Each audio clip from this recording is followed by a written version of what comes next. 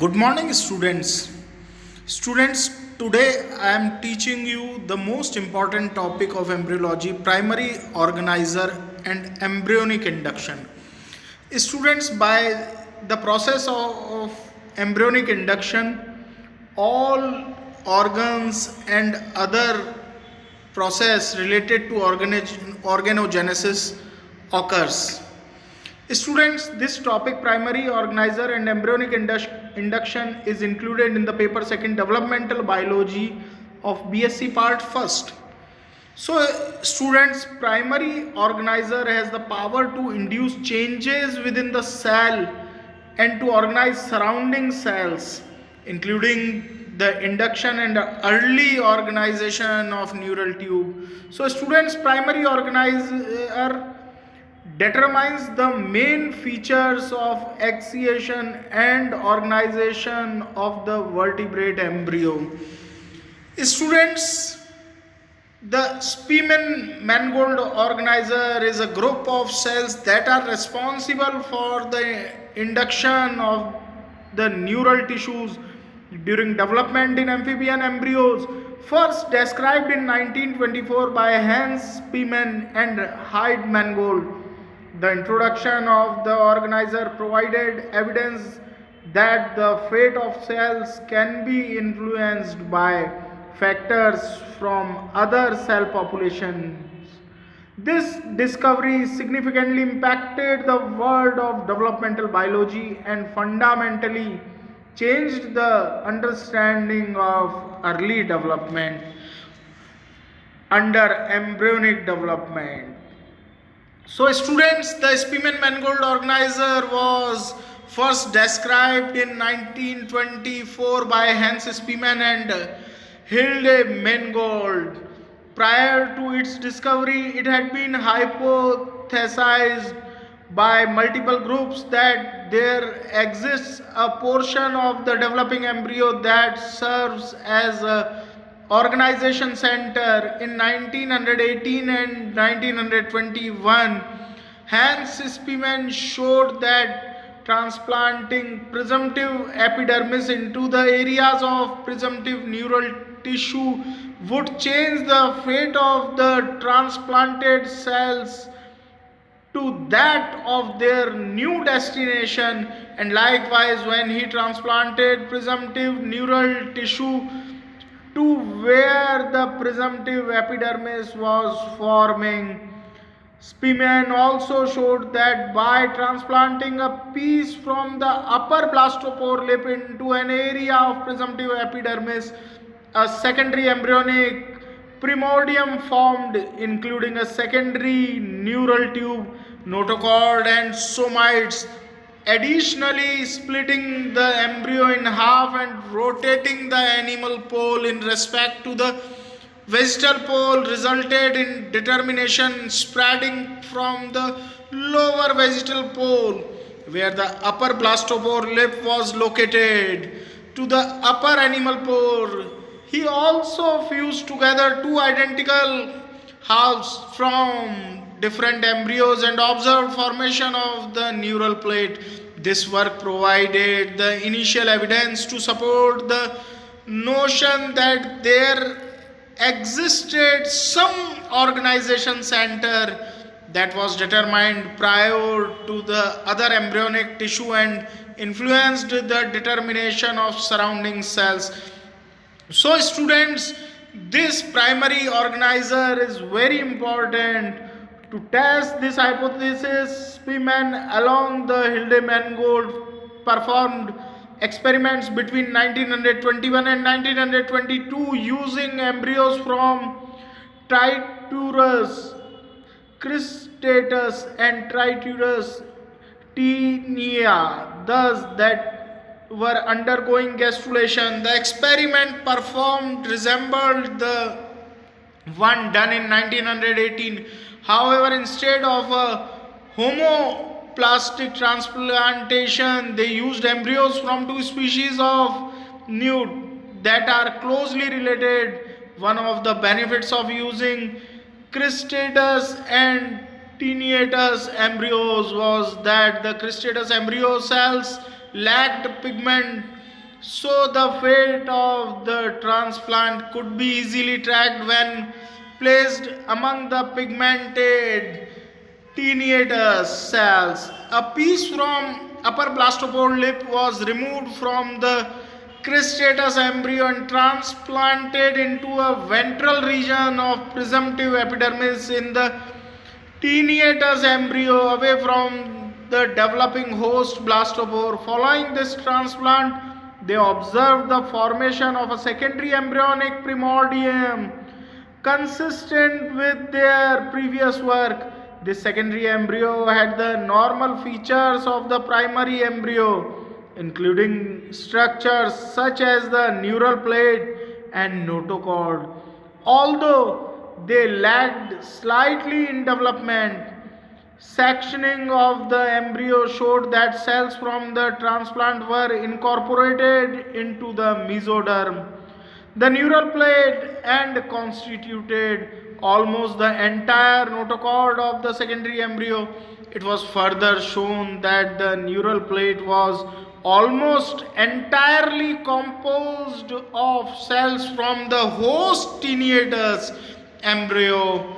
These experiments concluded that a piece of the upper blastopore lip can be transplanted into the indifferent tissue of another embryo and induce the host tissue into the formation of a secondary embryo, therefore implicating the transplanted tissue as an organization center.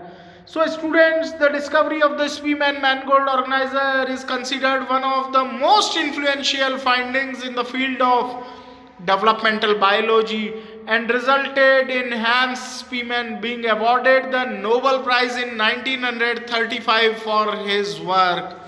The mechanisms of how this organizer operates has been the subject of decades of follow-up research. So, students, the primary work of primary organizer and embryonic induction was done by Hans Spearman and Mangold. The Spearman Mangold organizer refers to the population of cells in the Xenopus laevis embryo that establishes the dorsoventral and anteroposterior axes.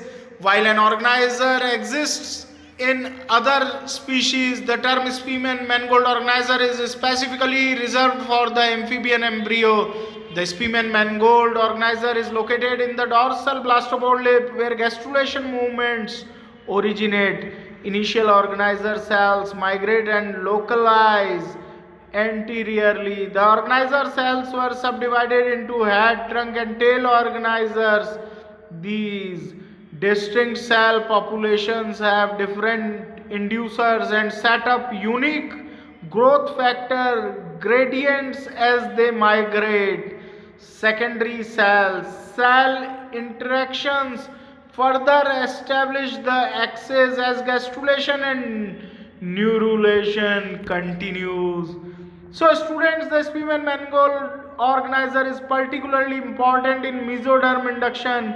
In the three signal model, the dorsalizing signal from the organizer is mediated by bone morphogenic protein, that is BMP gradients, to give rise to cells of mesodermal fate. The other two signals arise from the vesical pole and induce the extreme ventral and dorsal mesoderm in the overlying marginal zone. So, students, in order for the Spearman Mangold organizer to form, maternal factors such as MVEGT must be present in the vesical cap. WNT pathways signaling is the other major maternal cue in the formation of the organizer and is required autonomously for expression of organizer genes. CMOs and twin are expressed at the onset of zygotic gene expression in the blastula and become activated by WNT signaling in the blastula. Caudine and Nogine expressing center. Siamese and twin can function as homo or heterodimers to bind a conserved P3 site within the proximal element, that is P of the glucosid promoter. WNT signaling also acts with MHT to upregulate X and are secreted from the new coop center in the interior dorso-vegetal region, which will then include additional transcription factors such as XNR1, XNR2, GSC, caudine. The final cue is mediated by nodal activin signaling inducing transcription factors that in combination with Siamese will induce the Cerberus gene. So students, the organizer has both transcription and secreted factors. Transcription factors include glucosid, LIM1 and X0, which are all homeodomain proteins. Glucosid was the first organizer gene discovered, providing the first visualization of Spearman mangold organizer cells and of their dynamic changes during gastrulation. While it was the first to be studied, it is not the first gene to be activated. Following transcriptional activation by Sia and X-twin, GSC is expressed in a subset of cells encompassing 60 degree of arc on the dorsal marginal zone. Expression of GSC activates the expression of secreted signaling modules. Ventral injection of GSC leads to a phenotype as seen in Spearman and Mangold's original experiment, a twinned axis. So, students,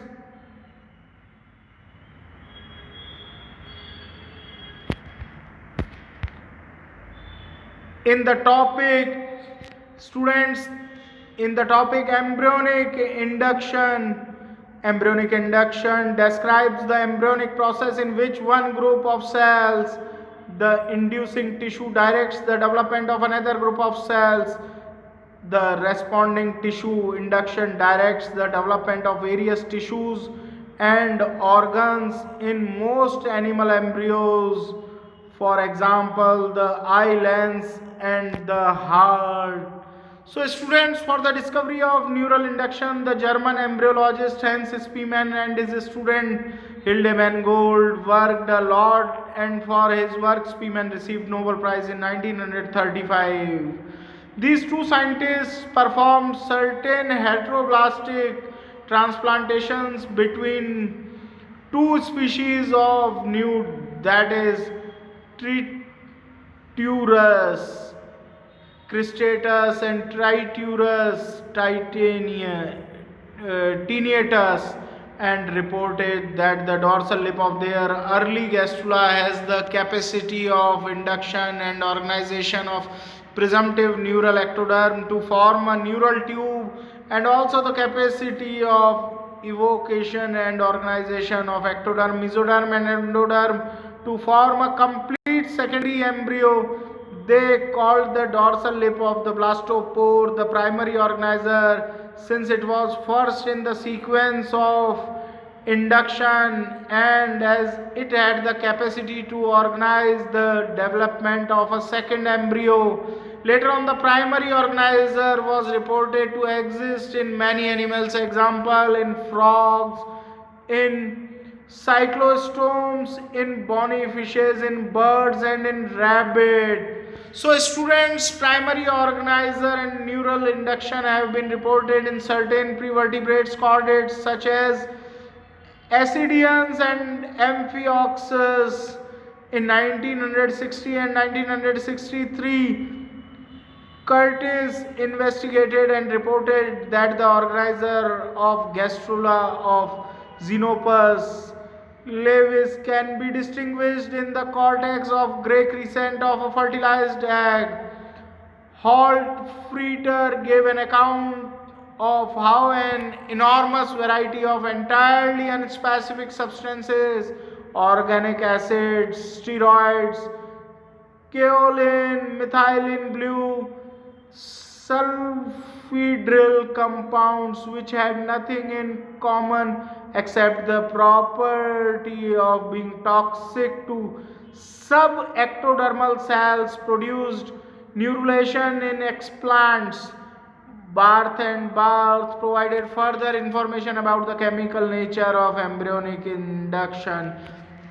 So, students, now we are going to study the types of embryonic induction. Love Troop in 1974 classified different types of embryonic induction into two basic categories: endogenous and exogenous inductions. Endogenous inductions are the inductions which are certain embryonic cells gradually assume new diversification pattern through the inductors that are produced by them endogenously. Due to these inductors, these cells undergo either self transformation or self differentiation. Examples of such induction were reported in mesenchymal cells of ventral pole of echinoid and in small sized yolk laden cells of dorsal lip of amphibian blastopore. While in exogenous induction, when some external agent or a cell or a tissue is introduced into an embryo, they exert their influence by a process of diversification pattern upon neighboring cells through contact induction. This phenomenon is called exogenous induction. It may be homotypic or heterotypic depending on the fact that whether the inductor provokes the formation of same or different kind of tissues respectively. In homotypic induction, a differentiated cell produces an inductor. The inductor not only serves to maintain the state of the cell proper but also induces adjacent cells to differentiate according to it after crossing the cell boundaries. Best example of the heterotypic exogenous induction is the formation of a secondary embryonic axis by an implanted presumptive notochord in Amphioxus. So, students, thanks for listening and thanks for your patience.